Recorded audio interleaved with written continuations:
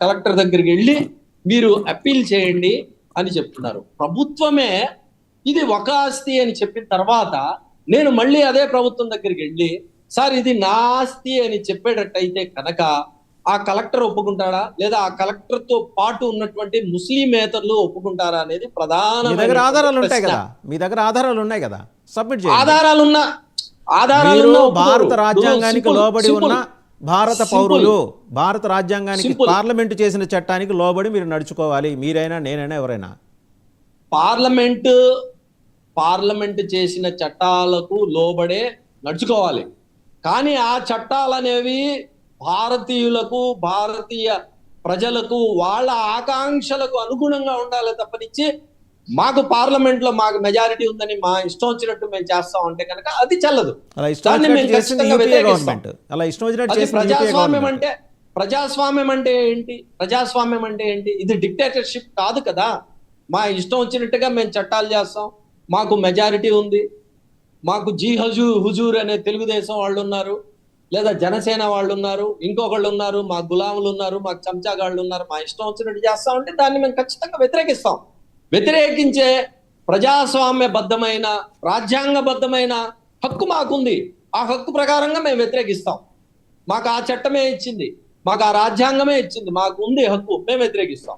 ఇది రాజ్యాంగానికి వ్యతిరేకంగా, రాజ్యాంగంలో ఆర్టికల్ 25 ప్రకారం మైనారిటీలకు హక్కులు కల్పించారు. ఆ హక్కులకు వ్యతిరేకంగా ఈ రోజు ఈ చట్టాలు వీళ్ళు తయారు చేస్తున్నారు కాబట్టి, తయారవుతున్నాయి కాబట్టి వీటిని ఖచ్చితంగా మేము వ్యతిరేకిస్తాం. మీరు చూసారా భారతదేశం మొత్తం మీద బషీర్ అహ్మద్ గారు 2,14,000 ఎకరాల భూములు, వక్ఫ్ భూములు యూపీలోనే ఉన్నాయి. చాలా కాంట్రవర్సీస్ ఉన్నాయి. అందుకనే కదా ఇప్పుడు మన రాష్ట్రంలో, ఆంధ్రప్రదేశ్లో 10,000 ఎకరాల పైబడి ఉంది. సో ఒక్కో రాష్ట్రంలో ఒక రకంగా ఉంది. ఎక్కువ యూపీలో 50,000 ఎకరాలు ఉన్నాయి. ఆంధ్రప్రదేశ్ ఎంతండి? 50,000 ఎకరాలు. మన అఫీషియల్ గా చూపిస్తుంది 10,706 ఎకరాలు. 50,000 ఎకరాలు ఉన్నాయి. అందులో 48% ఎకరాలు, 48% ఆస్తులు ఆక్యుపేషన్ లో ఉన్నాయి. ఆ ఆక్యుపై చేసుకున్న వాళ్ళు కూడా నాన్ ముస్లిమ్సే. మీకు ఇంకోటి ఇంట్రెస్టింగ్ విషయం ఒకటి చెప్తాను. మీకు గుర్తుందో లేదో 2 years, ఒక 2 ఏళ్ల క్రితం, 3 ఏళ్ల క్రితం కర్నూలు జిల్లా బండి ఆత్మకూరు పక్కనే ఆత్మకూరులో ఒక మత కలహాన్ని ఒక ఆయన రేపెట్టాడు. నేను హిందువుల్ని కాపాడుతానని చెప్పే ఒక గొప్ప వ్యక్తి ఒక ఆయన రేపెట్టాడు. ఆశ్చర్యకరంగా ఏంటంటే అదే గ్రామంలో 11 ఎకరాలు పేద బ్రాహ్మణులు గుళ్ళో పూజారులకు గుడి మాన్యంగా ఇస్తే ఈ మహానుభావుడు ఆ 11 ఎకరాలని ఈయన కైంకర్యం చేసుకుని ఈయన అనుభవిస్తున్నాడు. పాపం ఆ బ్రాహ్మణుల్ని, ఈయన ఫ్యాక్షనిస్ట్, ఈయన దెబ్బగా ఆ బ్రాహ్మణులు కళ్ళలో గుడ్లలో నీళ్లు కుక్కుని వెళ్ళి ఆ దేవుడికి అయ్యా మమ్మల్ని కాపాడు అని చెప్పుకునే పరిస్థితి.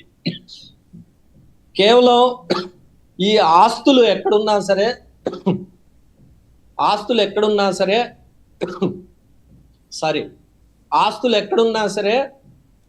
ఎప్పుడు వివాదాలు ఉంటాయి. అలాంటిది దేవాదాయ శాఖకు సంబంధించిన ఆస్తులు కానివ్వండి, లేదా వక్ఫ్ బోర్డు. రైట్ బషీర్ అహ్మద్ గారు, ఖచ్చితంగా వక్ఫ్ భూములు, వక్ఫ్ బిల్లు, సవరణలు, వీటన్నిటి మీద మళ్ళీ సమగ్రంగా మీతో మాట్లాడతాను. Thank you very much for sharing.